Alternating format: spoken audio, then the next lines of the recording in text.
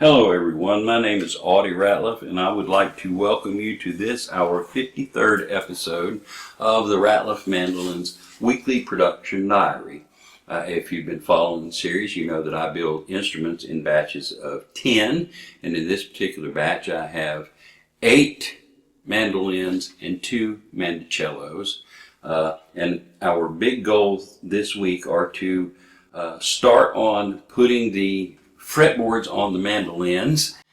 They're not really quite ready yet. They still have the fretboard extender to be installed and the truss rods, but we're going to start that and see if we can get sort of a rotating thing where we can start gluing fretboards on at least one a day. So we'll see how that goes this week.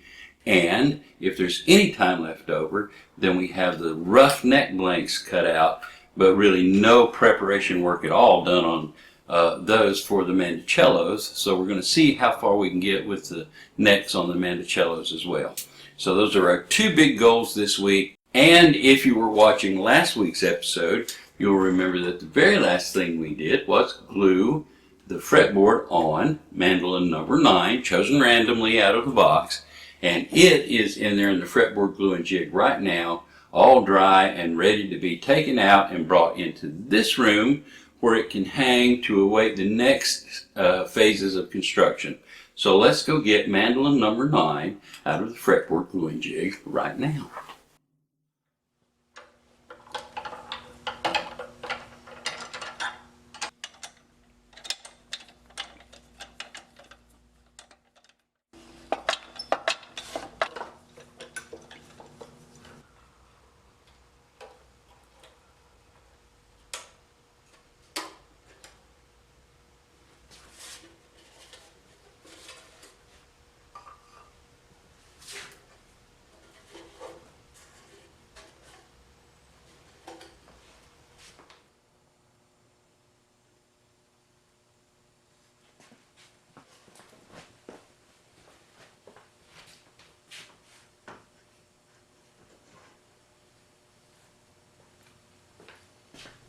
Okay, so there's mandolin number 9 on the wall and on ice until we can get back around to it.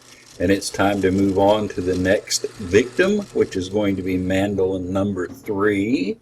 Mandolin number 3 is the one, if you'll remember, that has tortoise binding and a K&K internal twin pickup. It's also going to have the little Jesus fish symbol inlaid into the peg head. That's called an ichthys or an ichthyes. Some people know it as the sign of the fish, and that's going to make a really cool little inlay, I think. Also going to have black tuner buttons and a James tailpiece, and when we're done with it, it's going to live in its new home in Florida. So we're kind of looking forward to seeing this mandolin built. As you can see, the truss rod's already been installed. The fretboard has been prepared, and the fretboard extender prepared as well and glued on. And after it's taken out of the prop bar deck, everything is sanded smooth and flush, and those little fretboard extender wings are carved and shaped, and all is set to go. So let's do the deed. And number 3 has its fretboard glued on. So now we have the fretboard glued on mandolin number 3, and we can work on mandolin number 4 here, which is the only A-style mandolin in this batch. I have the fretboard prepared and ready to glue. The fretboard surface is prepared and ready to glue, with the exception of having the fretboard extender glued on, and it needs to be cleaned up just a little bit, and we can do that. So I'm going to try to get the fretboard extender glued on today so that tomorrow we can glue on the fretboard. It is now the next day, and tomorrow has indeed come, and on our job jar list today starts with taking number 3 out of the fretboard gluing jig and getting it in the front room to hang right beside number 9, and then replacing it in the fretboard gluing jig with number 4, and that will entail getting number 4 ready and prepared and all cleaned up and all like that, and then getting it glued. So that's what we're going to do today. Let's get to it.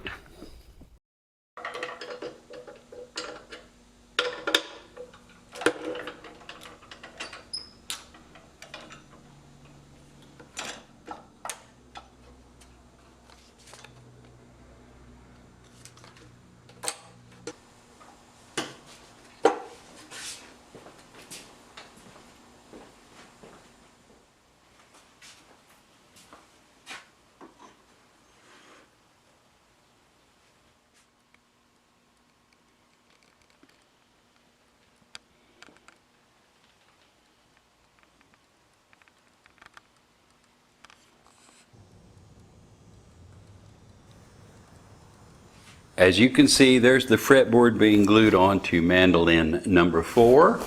And I think I'm going to spend the rest of today cleaning up the rest of these backs on these mandolins so that they will be one step closer to having their fretboards put on as well.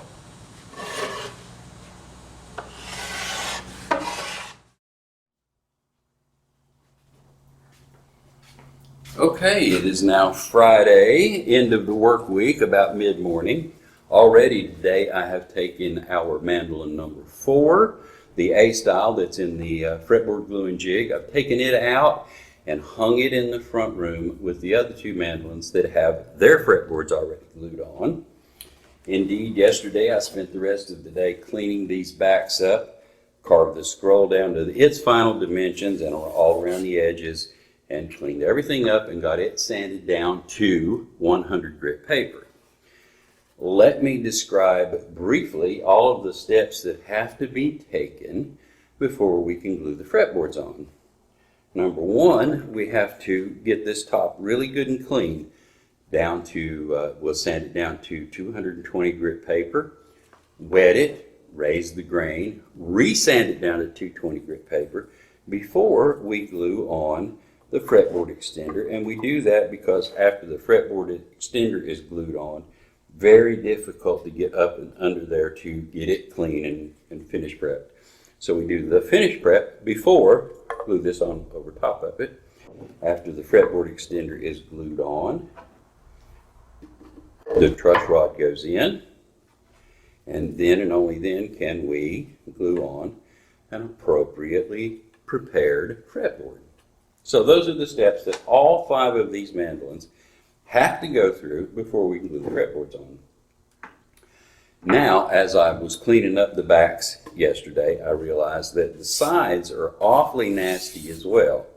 They need to be cleaned up. There's a lot of glue squeeze out and router marks, and first one thing and then another. So I think rather than get started on any of this mess for the rest of the day, I will have myself a nice boring sanding day and try to get all of these sides for all 5 mandolins down to the same stage of construction, 100 grit paper, as we do have the backs. And I'll bet it will take most of the rest of the day. So, having said that, I will close out this video and say thank you so very much for sticking with me to the very end.